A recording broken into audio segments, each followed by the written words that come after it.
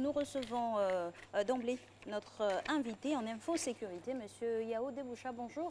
Bonjour, madame. Petite infidélité la semaine dernière. Bienvenue aujourd'hui alors. Merci. Aujourd'hui, on parle de comment prévenir, venir à bout des feux à domicile. À domicile, effectivement. On a un jingle. Juste après le jingle, on a un jingle, on y va et on revient après discuter avec M. Deboucha. C'est parti. Monsieur Deboucha Yao, bonjour. Bonjour. Alors, qu'est-ce qu'on appelle feu à domicile dans le jargon de sécurité, feu à domicile, ça veut dire quoi? D'accord. Quand on parle de feu à domicile, de feu domestique. Domestique. Feu domestique, oui, c'est des feux qui ont lieu à la maison, sur les lieux de résidence. D'accord. Donc, on a dit que ces feux à domicile peuvent avoir lieu, peut-être causés par des auxiliaires de cuisson. Des auxiliaires de cuisson, donc feux d'auxiliaire de cuisson. Ces feux peuvent être causés par l'électricité, donc feux d'origine électrique, par des produits inflammables, notamment le bois, les diluants, les pots de peinture, les restes de peinture, etc. Donc feux de produits inflammables et aussi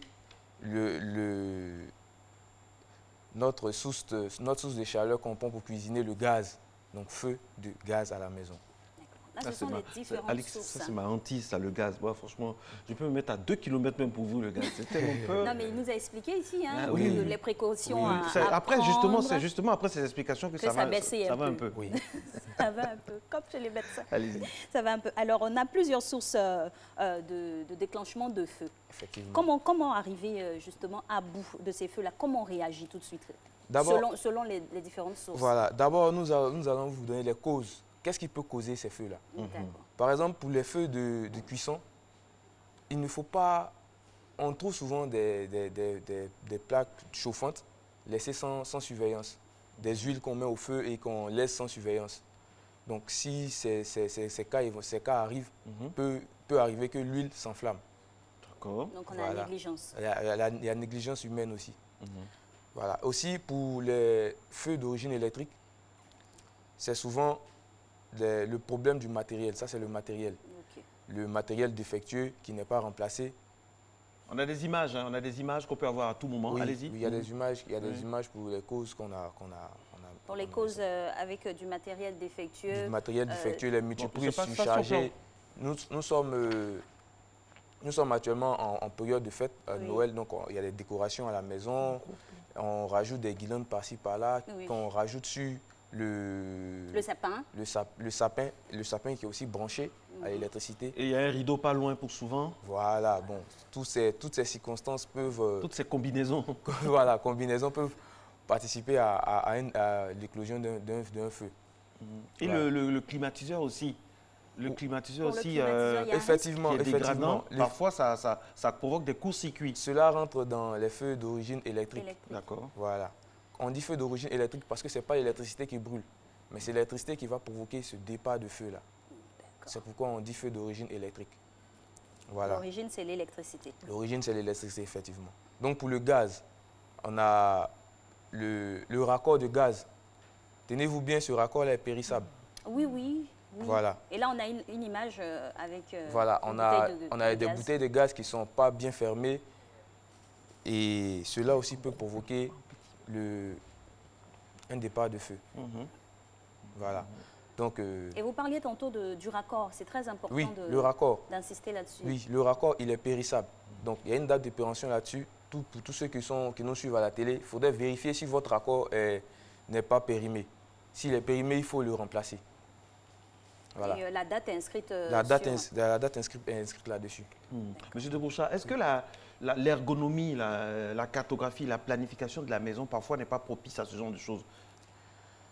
L'aménagement. Et puis il y a des gens, si vous rentrez chez eux, on dit c'est la caverne d'Ali Baba. Il y a tout et rien à la fois. C'est-à-dire il y a tout. Il y a des produits brûlants, il y a le rideau. Parce qu'il y a des décorateurs qui disent que les rideaux, on doit les mettre loin des prises. Oui. Mais vous allez dans des maisons où il y a un rideau, juste derrière la prise, où les rallonges, tout ça. C'est compliqué. Donc, parlant des rallonges, on a parlé des feux d'origine électrique là. Voilà, donc il ne faut pas surcharger ces rallonges. Vous avez 4-5 appareils et vous avez une rallonge qui a 5 orifices. Utilisez 4, laissez une. Oui, pour le retour de l'électricité. Il ne faudrait pas encore faire des ramifications comme c'est... Ça, c'est à la NASA ou bien il y a trop de courant là? C'est pas bon, ça. Voilà. Ça, il faut éviter ça. Regardez ce qu'on a à l'antenne là. Il faut éviter les... Voilà, comme ça. Voilà. La surcharge. Il y a la sphère à repasser, il y a la PlayStation, il y a tout qui est branché. C'est pas voilà. Bon. Donc, pour venir à bout de ces feux, par exemple, dans la cuisine, vous avez une poêle qui est en feu. Il faut simplement recouvrir hermétiquement avec la fermeture de la marmite. Si éventuellement il y a une fermeture qui permet de la recouvrir correctement, il faut la recouvrir pour couper l'apport de l'énergie. Il faut avoir du courage aussi. Voilà, il faut avoir du courage. Il faut utiliser, non, c'est simple. Garder son sang-froid. Garder son sang-froid. On a expliqué ça déjà. Hein, ça, c'est la première chose. Garder son sang-froid. Garder son sang-froid. Utiliser un linge mouillé pour recouvrir la... Bien mouillé, hein? Bien mouillé, non, bien pas partiellement imbibé. mouillé. Pas imbibé. Pas imbibé. Parce que lorsqu'on a un feu d'origine, juste un peu mouillé, un feu de cuisson, c'est de l'huile en feu, il ne faut pas rajouter de l'eau. Si on rajoute de l'eau, ça va créer une grosse flamme, des jets de flamme. Oui. Donc il ne faut pas rajouter de l'eau. Donc il faut juste une serviette mouillée, pas imbibée d'eau, pour recouvrir. Le fait de recouvrir cela va supprimer l'oxygène. Car le feu même est un assemblage de 3 éléments. L'oxygène, le comburant, l'oxygène, le combustible, c'est-à-dire l'élément qui brûle, et puis la source de chaleur. Donc on a déjà l'oxygène qui est dans l'air. Voilà, si on a de l'huile qui est l'élément qui brûle, soumis à une chaleur, ça crée un feu. Donc pour venir à bout du feu, il faut supprimer un élément. Donc le fait de recouvrir cette casserole va supprimer l'oxygène et on n'aura pas de feu.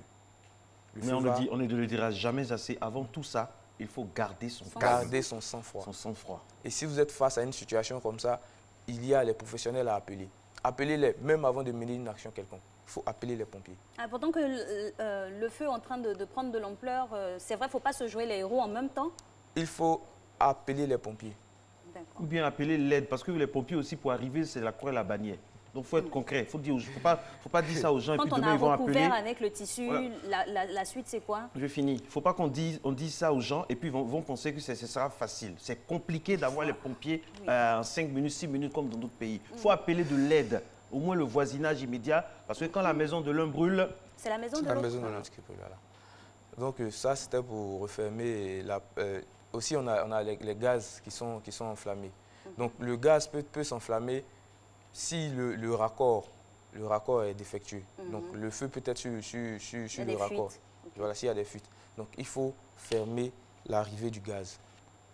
Vous pouvez sortir, revenir à la maison, vous allez constater que du gaz sent. Ça sent, oui. Oui. D'abord, avant d'entrer, il faut retirer les chaussures. Ah bon? Oui. Il faut retirer les chaussures. Comme je l'ai dit tantôt, le feu, c'est l'assemblage de 3 éléments. Énergie, combustible, le gaz qui est le gaz dans l'oxygène qui est déjà présent dans la maison et la source de chaleur. Donc porter des chaussures, des mocassins par exemple, pourrait créer une étincelle pour réunir les 3 éléments.